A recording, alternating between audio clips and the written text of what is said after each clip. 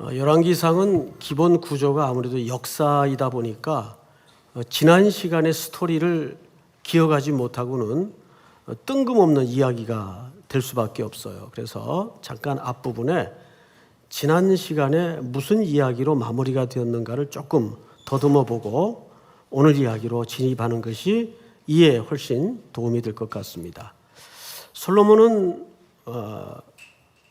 궁궐 내부에서 어떤 공사 현장이었던 것 같은데 한 청년을 보게 됩니다. 굉장히 성실하고 부지런한 청년이 눈에 띄었어요. 그 이름이 여로보암입니다. 그는 금수저 출신도 아니고 일찍 아버지를 여인 과부의 아들이었어요. 흙수저죠. 그러나 성실과 근면 하나로 왕 솔로몬에게 눈이 띄어서 그는 솔로몬의 부하로 근무를 하게 되면서 성장을 하죠. 그러다가 예루살렘에서 나가는 어느 길목에서 당시 선지자였던 아히야라는 선지자를 운명적으로 만나게 됩니다. 근데 그날따라 이 선지자가 새 옷을 입고 있어요. 그러면서 여로보암을 길에서 만나자 아주 엄청난 퍼포먼스를 통해서 메시지를 주시는데 그 새 옷을 12조각으로 찢습니다. 그리고 이렇게 얘기를 합니다. 이것은 하나님의 말씀인데 네게 10조각을 나누어 줄 것이다. 그 말은 지파를 얘기합니다. 다시 말해서 이 나라가 장차 큰 한 축을 갈라서 하나님이 네게 나누어 줄 것이다. 이렇게 천둥 같은 소식을 이 청년에게 전합니다. 이 얼마나 위험한 말씀입니까? 그 이후에 솔로몬의 마음속에 뜻모를 사르이가 일어나서 그 근거와 이유는 성경이 1절 침묵하고 있기 때문에 사정을 알 수가 없어요. 우리는 높은 그저 위치에서 하나님의 섭리겠거니 이해하는 수밖에 도리가 없습니다. 어쨌든 솔로몬의 마음속에 이 여로보암을 향한 사르이가 일어나요. 죽이려고 하죠. 그러자 여로보암이 그 당시 가장 강대국이었던 애굽으로 피신을 해서 거기서 생활을 하게 됩니다. 이것이 지난주 이야기 끝머리에 우리가 기억해야 될 중요한 초점이에요. 자, 그 부분을 우리가 확인 겸 11장 40절을 한번 같이 읽어볼까요? 다 같이 11장 40절 시작. 이러므로 솔로몬이 여로보암을 죽이려 하매 여로보암이 일어나 애굽으로 도망하여 애굽 왕 시삭에게 이르러 솔로몬이 죽기까지 애굽에 있으니라. 거기 언제까지 있었는가 하면 솔로몬이 죽을 때까지 거기에 머물러 있었습니다. 솔로몬도 이제 나이가 들어서 뭐 언젠가는 죽겠죠. 그 조상들의 길을 따라서 솔로몬은 결국 죽습니다. 41절을 보시면 이렇게 돼 있어요. 솔로몬의 남은 사적과 그의 행한 모든 일과 그의 지혜는 솔로몬의 실록에 기록되지 아니하였느냐? 솔로몬이 예루살렘에서 온 이스라엘을 다스린 날 수가 몇 년입니까? 네, 40년 통치를 하고 숨을 거둡니다. 그리고 이제 그의 적법한 기승자인 아들 르호보암에게 왕위가 계승이 되는데 43절 읽습니다. 다 같이 시작. 솔로몬이 그의 조상들과 함께 잠에 그의 아버지 다윗의 성읍에 장사되고 그의 아들 르호보암이 대신하여 왕이 되니라. 네, 여기까지는 별 문제가 없는 듯 보입니다. 이렇게 솔로몬은 또 역사의 한 페이지를 장식하고 조상의 길로 돌아갔고 이제 이스라엘에는 솔로몬의 아들 합법적인 계승자인 르호보암이 일어나서 왕위를 계승하게 되죠. 그런데 언제나 정권 교체기는 혼란과 위험이 도사리고 있는 게 어느 나라든 마찬가지입니다. 이제 어떤 일들이 벌어지는가를 오늘 본문 첫 절에서 좀 확인하십시다. 르호보암이 세겜으로 갔으니 왕이 되자마자 어디로 갔다고 돼 있죠? 세겜으로 갔으니 이는 온 이스라엘이 그를 왕으로 삼고자 하여 세겜에 이르렀음이더라. 자, 여러분, 왜 세겜으로 갔을까요? 이 세겜은 이스라엘 민족사에 굉장히 중요한 신학적 상징이 담아진 장소입니다. 그 이유를 알아야 오늘 내용을 좀 이해를 할 수가 있는데, 우리 배경이 되는 여호수아서 24장을 좀 띄워주세요. 제가 좀 읽습니다. 만일 여호와를 섬기는 것이 너희에게 좋지 않게 보이거든 너희 조상들이 강 저쪽에서 섬기던 신들이든지 또는 너희가 거주하는 땅에 있는 아모리 족속의 신들이든지 너희가 섬길 자를 오늘 택하라. 오직 나와 내 집은 여호와를 섬기겠노라. 자, 앞을 잠깐 보십시다. 지금 여호수아는 오랜 세월 끝에 가나안 땅을 다 점령을 했어요. 참 별의별 일들도 많았고 죽을 뻔했던 일들도 많았고 이 민족을 이끄는데 많은 위기가 있었습니다. 그러다 보니까 세월도 지나고 땅은 점령이 되고 여호수아도 늙었겠죠. 이제 자기의 죽음의 시간이 얼마 남지 않았다는 걸 직감하고 이 백성들을 어디에 모으는가 하면 여기가 세겜입니다. 세겜에 모아요. 그리고는 한 연설의 내용인데 여기 이상한 표현이 하나 있습니다. 너희 섬길 자를 오늘 택하라 그랬어요. 이렇게 된 거죠. 우상을 섬기든지 하나님을 섬기든지 오늘 택하라. 세겜에서 요구한 선택의 기로입니다. 여러분, 이스라엘 백성들에게 하나님을 섬기는 문제가 선택의 문제입니까? 그래서 우리는 이 글자를 넘어선 하나님의 표정과 이 말의 뉘앙스를 놓쳐서는 안 돼요. 예를 하나 들죠. 집에서 어머니가 아들을 키우는데 이 아들이 거의 청개구리띠예요. 어떻게 해도 말을 안 듣고 반대로 나가고 순종을 안 해요. 설득하다 어머니가 화가 나서 마지막에는 이렇게 얘기를 할 수가 있죠. 네 마음대로 해. 그러면 드디어 어머니가 나를 이해하시고 자율권을 주셨구나. 이렇게 아들이 이해를 하면 그걸 뭐라 그래요? 그거를 맹추라 그래요. 맹추. 맹꽁이. 그렇게 알아듣는 아들은 옳게 알아들인 게 아니죠. 네 마음대로 해. 그 말은 네게 선택권이 있다 그 말이 아니잖아요. 똑같은 느낌입니다. 오늘 택해라라는 말은 뉘앙스를 거기에 더 씌우자면 이런 물음이죠. 우상 섬기든지 하나님 섬기든지 마음대로 해 그 뜻입니다. 그 말은 반어법이죠. 하나님을 섬기는 일 외에는 선택의 여지가 없다는 것을 이렇게 강하게 말하기 위해서 이런 문구로 설명을 한 겁니다. 그러자 백성들이 16절 이렇게 답변을 꺼내놓습니다. 16절 시작. 백성이 대답하여 이르되 우리가 결단코 여호와를 버리고 다른 신들을 섬기기를 하지 아니하오리니. 네. 자, 여기서 비로소 이스라엘은 정식으로 가나안을 점령하고 온전한 하나님의 백성으로 하나님의 국가로 이제 자리매김을 하고 출발을 하는 위대한 장소가 바로 이 세겜입니다.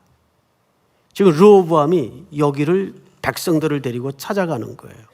그러니까 새로운 정권의 출발을 알리면서 말하자면 자기 왕위에 대한 신학적 정통성을 확보하고자 세겜 땅을 찾은 겁니다. 자, 이때 나라의 한켠에서는 이상한 일이 벌어집니다. 2절 볼까요?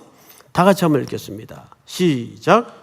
느밧의 아들 여로보암이 전에 솔로몬 왕의 얼굴을 피하여 애굽으로 도망하여 있었더니 이제 그 소문을 듣고 여전히 애굽에 있는 중에 무리가 사람을 보내어 그를 불렀더라.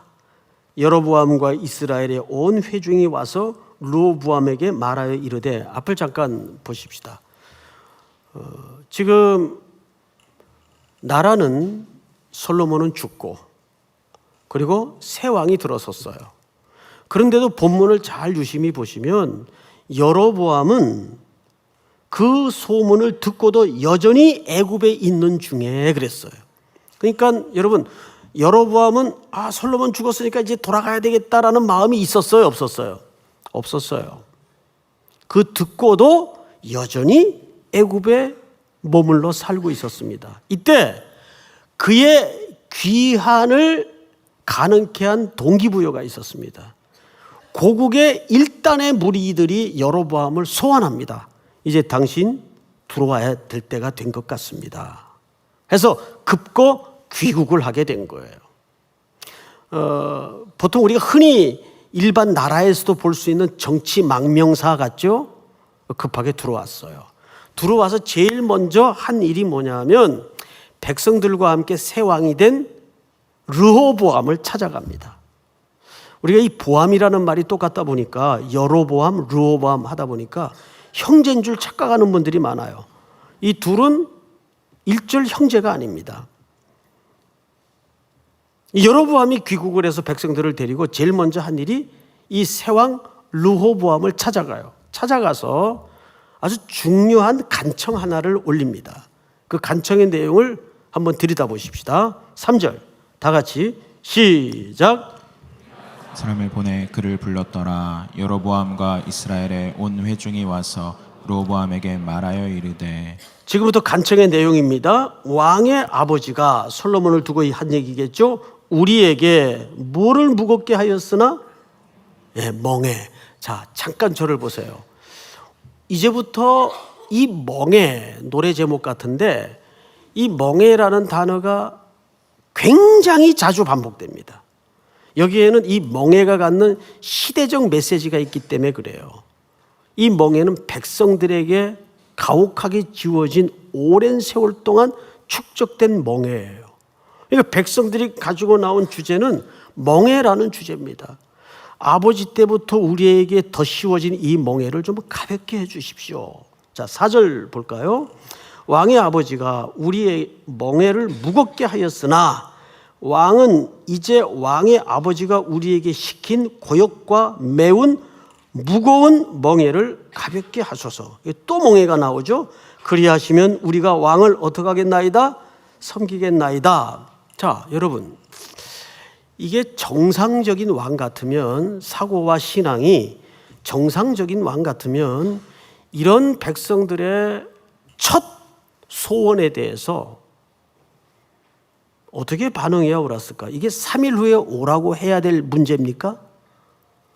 즉석에서 이거는 답변을 주어도 하등 이상할 게 없는 소청입니다. 그런데 3일 후에 보자고 돌려보냅니다. 그리고는 3일 동안 무슨 일을 하는가? 이 3일 동안 벌어진 일이 굉장히 중요한 일입니다. 두 그룹에게 조언을 구해요. 한 그룹은 원로 그룹입니다. 이 원로 그룹은 아버지 솔로몬 통치 때부터 함께 했던 그룹이에요. 그리고 또 한 그룹은 자기와 함께 자란 젊은 그룹입니다. 이 두 그룹의 조언을 각각 구해서 거기서 선택을 하게 됩니다. 자, 그러면 첫 번째 그룹부터 조언의 내용을 들어보십시다. 몇 절을 보시냐면 6절입니다. 르호보암 왕이 그의 아버지 솔로몬의 생전에 그 앞에 모셨던 노인들과 의논하여 이르되 우리는 어떻게 충고하여 이 백성에게 대답하게 하겠느냐. 7절 이제 노인들이 원로들이 이 젊은 왕 르호보암에게 답변을 물려주는 거예요. 7절을 같이 읽습니다. 시작. 대답하여 이르되 왕이 만일 오늘 이 백성을 섬기는 자가 되어 그들을 섬기고 좋은 말로 대답하여 이르시면 그들이 영원히 왕의 종이 되리이다 하나. 그런데 르호보암이 이 원로들의 조언을 듣고 반응이 이렇습니다. 8절 왕이 노인들이 자문하는 것을 버리고 자기 앞에 모셔 있는 자기와 함께 자란 어린 사람들과 의논하여 이렇게 돼 있어요. 자, 여러분 여기서 어리다라는 말은 생물학적인 신체 나이를 말하는 게 아니에요. 이때 아무리 적게 잡아도 르호보암은 이미 40대입니다. 생물학적으로 어린 나이가 아니죠. 그런데도 성경 기자가 여기서 그 그룹을 어린 사람들이라고 얘기한 것은 이것은 신앙적인 정신적인 상태를 은유적으로 묘사한 내용이에요. 자, 그 젊은 왕의 측근들에게 다시 조언을 구합니다. 그 조언 구하는 내용을 마저 보십시다. 8절, 9절 이르되 너희는 어떻게 자문하여 이 백성에게 대답하겠느냐? 백성이 내게 말하기를 왕의 아버지가 우리에게 메운 멍에를 가볍게 하라 하였느니라. 그러자 10절 다 같이 한번 읽습니다. 시작. 함께 자라난 소년들이 왕께 아뢰어 이르되 이 백성들이 왕께 아뢰기를 왕의 부친이 우리의 멍에를 무겁게 하였으나 왕은 우리를 위하여 가볍게 하라 하였은즉 왕은 대답하기를 내 새끼손가락이 내 아버지의 허리보다 굵으니 내 아버지께서 너희에게 무거운 멍에를 매게 하였으나 이제 나는 너희의 멍에를, 이거 완전 반전입니다, 더욱 무겁게 할지라. 내 아버지는 채찍으로 너희를 징계하였으나 나는 정갈 채찍으로 너희를 징계하리라 하소서. 자, 앞을 보십시오. 이것이 젊은 그룹이 꺼내든 조언입니다. 그런데 결국 이 왕은 어느 조언을 선택하게 되죠? 후자의 조언을 선택하게 됩니다. 자, 약속대로 3일이 지났어요. 그리고 이제 백성과 여로보암은 답변을 들으러 당연히 왔겠죠? 자, 그들에게 이제 말을 꺼내놓습니다. 12절 3일 만에 여로보암과 모든 백성이 르호보암에게 나왔으니 이는 왕이 명령하여 이르기를 3일 만에 내게로 다시 오라 하였습니다. 왕이 포악한 말로 백성에게 대답할세 노인의 자문을 버리고 어린 사람들의 자문을 따라 그들에게 말하여 이르되 내 아버지는 너희의 멍에를 무겁게 하였으나 나는 너희의 멍에를 더욱 무겁게 할지라. 이 소년들이 일러준 조언입니다. 내 아버지는 채찍으로 너희를 징계하였으나 나는 정갈 채찍으로 너희를 징계하리라 하느니라. 자, 15절 다 같이 읽습니다. 시작. 왕이 이같이 백성의 말을 듣지 아니하였으니 이 일은 여호와께로 말미암아 난 것이라. 여호와께서 전에 실로 사람 아히야로 느밧의 아들 여로보암에게 하신 말씀을 이루게 하심이더라. 말씀을 이루게 하심이더라. 여러분, 오늘 말씀의 제목이 말씀이 사건이 되답니다. 지난주 우리가 말씀을 듣다가 한 가지 얻어들은 말씀이 있어요. 말씀이라는 히브리 말은 원래 다바르라 그랬어요. 다바르. 근데 여기에 중의적 의미가 있다고 말씀을 드렸죠. 사건 또는 현실이 되다 그 뜻이에요. 그럼 뭐가 사건이 되고 뭐가 현실이 되는 겁니까? 하나님의 말씀과 예언이 현실이 되고 하나님의 말씀과 예언이 사건이 된다는 뜻입니다. 그대로 이루어집니다. 자, 그런데 이 일이 사실은 아히야 선지자에게서만 토해진 예언이 아니고 일찍이 사무엘상 8장에 보면 예견돼 있었던 말씀입니다. 우리 그 부분을 한번 좀 띄워주세요. 이때는 사무엘 선지자가 통치하던 때인데 왕이 없던 때입니다.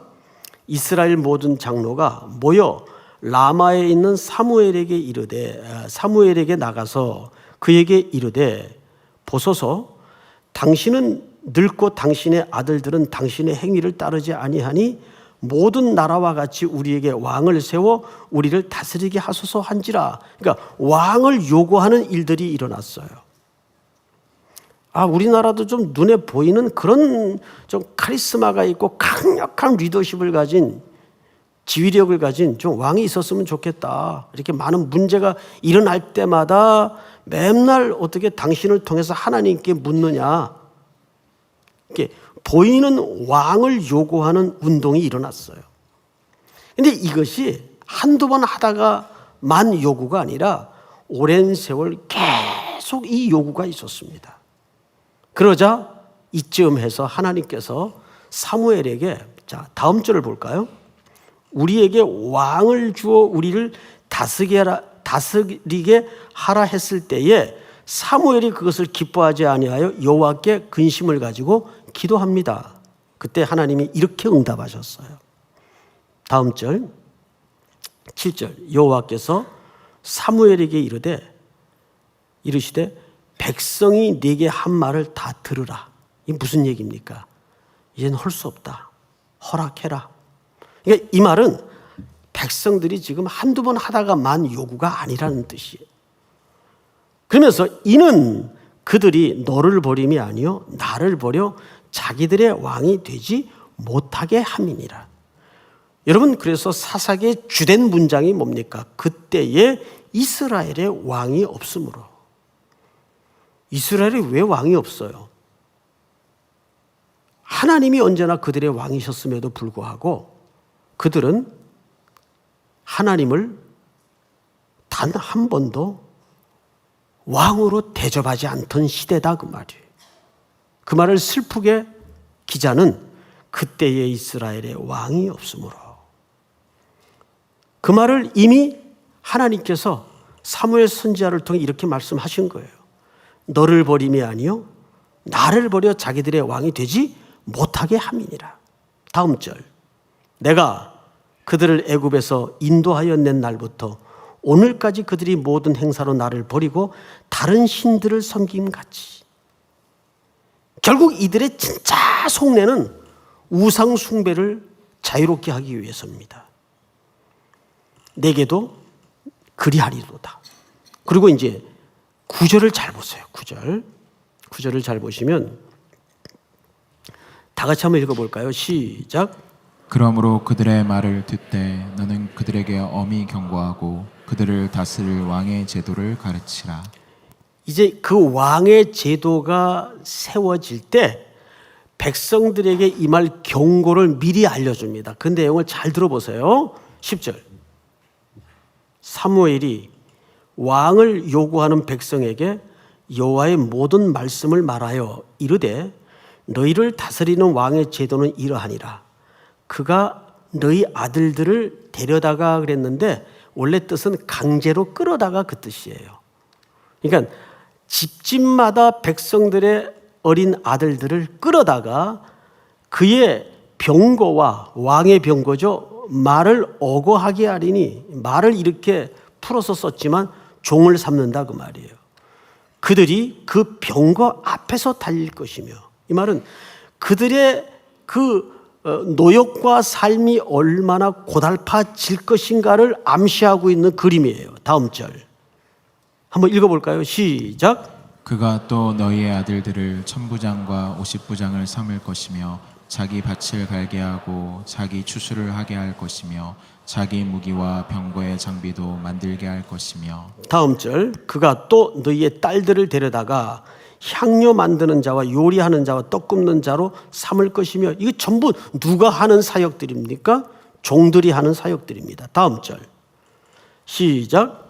그가 또 너희의 밭과 포도원과 감람원에서 제일 좋은 것을 가져다가 자기의 신하들에게 줄 것이며. 그가 또 너희의 곡식과 포도원 소산의 11조를 거둬 자기의 관리와 신하에게 줄 것이며. 다음 절 시작. 그가 또 너희의 노비와 가장 아름다운 소년과 나귀들을 끌어다가 자기 일을 시킬 것이며. 17절을 잘 주목해 보세요. 너희의 양떼의 10분의 1을 거두어 가리니 너희가 그의 뭐가 될 것이라. 다시 한번 암기하세요. 그의 뭐가 될 것이라? 종이 될 것이라 그랬어요. 이것이 사무엘 선지자를 통해서 왕의 제도가 세워질 때 백성들에게 발생할 폐해를 경고한 내용이에요. 결론은 뭐냐 하면 너희가 그의 종이 될 것이다. 자, 지금 먼 역사의 훗날, 오늘 우리가 열왕기상 12장을 보면서 이 똑같은 역사의 실현을 보고 있어요? 안 보고 있어요? 보고 있는 거예요. 지금 여로보암과 백성들이 솔로몬의 아들 르호보암 왕에게 나와서 요구했던 소청이 뭡니까? 우리 등에 겹겹이 쌓아진 이 무거운 멍에를 좀 벗겨주십시오. 여러분, 솔로몬은 통치 40년 동안 거의 내내 뭐 했는지 아세요? 성전 짓고 부속건물 만들고 토목공사했어요. 거기에 들어가는 엄청난 재정, 거기에 필요한 엄청난 노동력들을 누구로부터 착취한 겁니까? 전부 백성들로부터 착취한 거예요. 1장서부터 쭉 강의를 통해 여러분들에게 누누이 설명했지만 솔로몬의 그 성전은 하나님이 결코 기뻐하는 역사가 아니었습니다. 솔로몬은 하나님께부터 지혜를 받았지만 그 지혜를 엉뚱한 데 쓴 결과를 빚고 말았어요. 그리고 전부 백성들을 지금 뭐 삼은 겁니까? 자기 종을 삼은 거예요. 그러니까 정권이 바뀌자마자 그동안 한을 쌓아 이 축적했던 그들의 불만을 여로보암을 선두로 세워서 터뜨리는 거예요. 이제 당신 아버지 때의 그 노역을 더 이상 이 백성들에게 얹지 마십시오. 우리의 멍에를 벗겨주십시오. 이것이 세상의 왕, 이 땅의 모든 인생들이 살아가는 삶의 본질이에요. 양태는 다르지만 오늘 여기에 함께한 성도들 가운데 이 멍에 하나씩 잔뜩 쥐고 있지 않는 인생이 과연 있을까요? 없어요. 누구나 다 그 멍에 신음하고 짓눌려 있어요. 그때 예수님은 뭐라 그랬죠? 왕 중에 진짜 왕이신, 참된 왕이신 예수님은 마태복음 11장에서 이런 초대를 우리에게 여전히 내놓고 있습니다. 띄워보세요. 수고하고 무거운 짐진 자들아, 다 내게로 오라. 내가 너희를 쉬게 하리라. 나는 마음이 온유하고 겸손하니 나의 뭐를 메고 멍에를 메고 내게 배우라. 그리하면 너희 마음이 뭘 얻으리니? 쉼을 얻으리니. 그러니까 이 땅에 절대 힘을 가진 왕이 우리의 멍에를 가볍게 해주는 게 아니에요. 우리는 여전히 그들의 그 보이지 않는 힘에 묶여서 종살이를 하고 있을 뿐이란 말이죠. 그런 멍에 가득 짓눌린 백성들에게 유일하게 참된 안식과 쉼을 주는 분은 누구일 수밖에 없습니까? 우리 주 예수 그리스도. 그리고 이것은 이미 선지자들로부터 예견된 상황이었어요. 이제 마지막 여러분들에게 질문을 하겠어요. 여러분이 이 말씀을 들으면서 지금 솔로몬의 아들 르호보암 새 왕이 된, 그리고 신학적 정통성은 확보하겠다고 세겜까지 찾아간 그 왕에게 지금 여러분들의 입장을 대비시켜서 묻고 있는 거예요. 여러분들이 그 왕이라면 이 원로 그룹의 조언과 젊은 그룹의 조언을 여러분들이 들었다고 합시다. 그러면 여러분들이 어느 조언을 채택해야 맞는 겁니까? 예? 뭔가 함정이 있는 것 같아. 함정 없어요. 그냥 대답해 보세요. 어느 조언을 채택해야 맞는 것 같아요? 원로. 그렇게 대답할 줄 알았어요. 보통 많은 해석을 하거나 또 학문을 하는 분들이 그쪽에 손을 드는 경우가 있어요. 전혀 근거 없는 편듭문 아닙니다. 그런데 정말 그럴까? 우리가 결론을 내리면서 한 걸음 더 깊게 한번 생각을 해보십시다. 이 젊은 그룹의 조언은 차치해 두고라건 논에 치더라도 원로 그룹의 조언을 한번 조금 깊게 생각해 볼 필요가 있어요. 볼까요? 7절을 한번 보세요. 대답하여 이르되 왕이 만일 오늘 이 백성을 섬기는 자가 되어, 이 섬긴다는 표현 때문에 속아요. 그들을 섬기고 좋은 말로 대답하여 이루시면 그들이 영원히 왕의 뭐가 되리이다? 자, 여기 세 단어를 건져야 돼요. 앞을 보실까요? 첫째, 원로들이 한 이야기입니다. 첫째가 뭐냐면 이 백성을 섬기는 자가 되십시오. 두 번째는 그들에게 좋은 말을 하십시오. 세 번째는 그렇게 하면 그들이 왕의 영원한 뭐가 될 것이니라? 종이 될 것입니다. 여러분, 사무엘 선지자를 통해서 일찍이 경고했던 결론이 뭐예요? 그 왕이 너희를 뭐 삼을 것이다? 종 삼을 것이다. 여러분, 지금 이 조언을 하고 있는 원로의 입장을 한번 생각을 해보세요. 노인이라고 다 지혜가 있는 건 아니에요. 이건 무슨 얘기입니까? 지금 이대로 가자 그 뜻이에요. 지금 이 나라의 문제는 뭐죠? 이 나라의 문제는 지난주에도 우리가 1장서부터 쭉 살펴보았듯이 성전 안팎에 빼곡히 뭘 건축해 놨습니까? 우상숭배의 산당을 건축해 놨어요. 안팎으로 우상숭배의 백화점이 돼 있어요. 게다가 40년 동안 아버지 때부터 이어진 이 엄청난 노역과 무거운 짐 그리고 혈세를 빨아내므로 백성들의 삶은 완전히 피폐해 있습니다.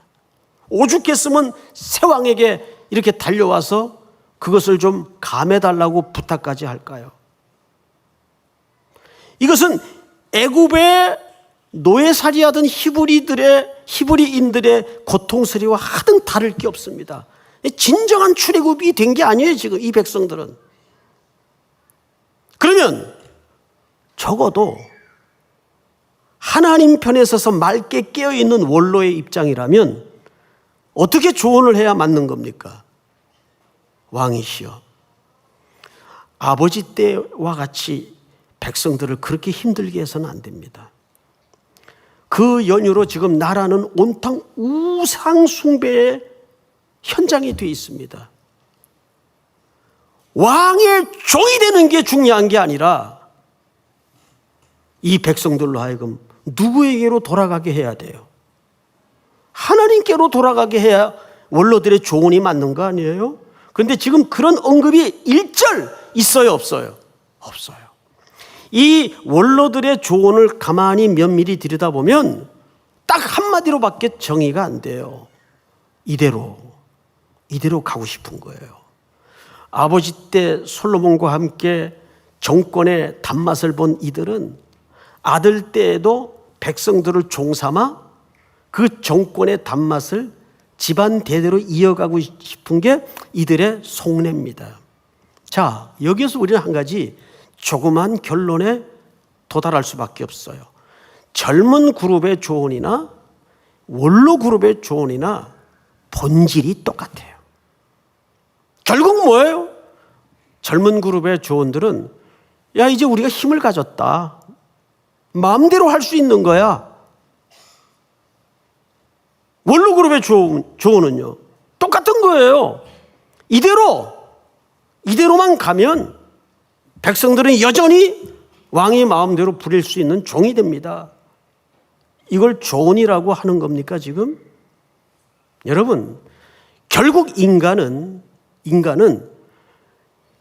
어떤 문제, 큰 문제든지 소소한 문제든지 갑자기 천천히 맞닥뜨릴 때마다 프레임이 똑같아요.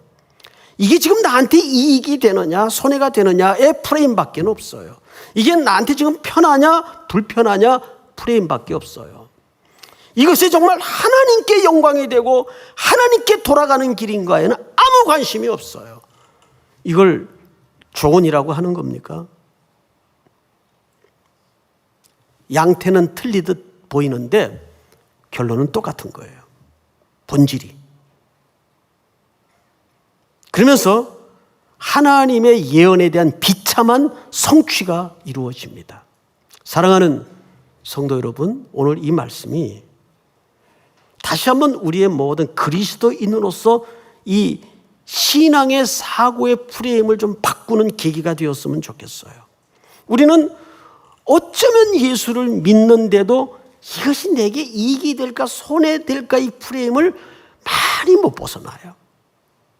이것이 내 인생의 편리한 일이 될까 불편한 일이 될까 외에는 그렇게 관심이 없어요. 하나님의 선하시고 온전하신 뜻이 무엇인지 분별하도록 하라는 이 말씀이 어쩌면 가장 절실히 요구되는 때일지도 모릅니다. 르호보암은 소년들의 조언을 채택하는 것 같았지만 결국은 둘 다 실패해요. 진작이 노인들의 조언도 하나님께 시선을 돌리도록 해야 옳았습니다. 그런데 자기들의 정권의 단맛을 그대로 유지하는 측면에서만 조언을 던지고 맙니다. 오늘 이 말씀이 또 우리 모든 성도들이 앞으로 인생길을 걸어가고 선택하는데 새로운 하늘을 향한 프레임이 되고 선택의 기준이 되고 원리가 되는 지혜와 은혜가 있기를 주의 이름으로 축원하고 축복합니다. 우리 다 일어나십시다. 시선 찬양합니다.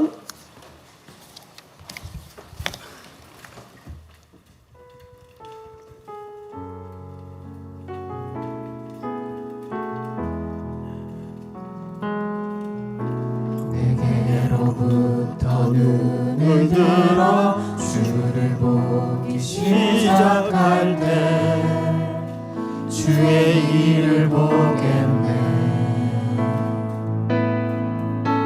내 작은 마음 돌이키사 하늘에 꿈꾸게 하네. 주님을 볼 때 모든 시선을 주님께 드리고 살아계신 하나님을 느낄 때 내 삶은 주의 역사가 되고 하나님이 일하기 시작하네. 성령이 나를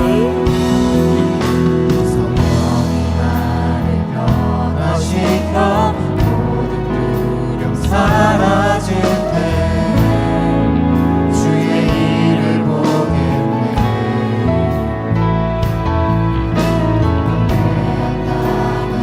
가운데서 주님만 알게 되니 주님을 볼 때